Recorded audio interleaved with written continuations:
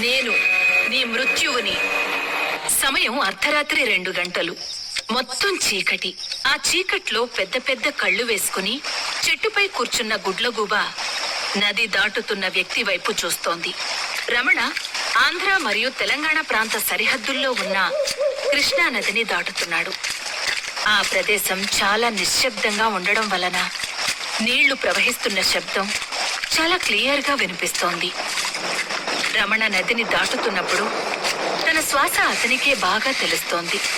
ఆకాశంలో నల్లటి మేఘాలు కమ్ముకుని ఉన్నాయి.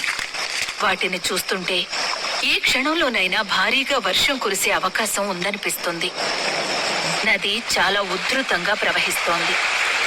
రమణ తన వాచీని చూసుకుంటూ బాగా ఆలస్యమైంది. ఇంటి దగ్గర నా ముద్దుల భార్య వసుధ నా కోసం ఎదురు చూస్తుంటుంది అనుకుంటూ చాలా జాగ్రత్తగా ఆ ప్రవహిస్తున్న నీళ్లల్లో నెమ్మదిగా నడుస్తూ నదికి అటువైపు ఉన్న వాళ్ల ఊరికి వెళ్తున్నాడు.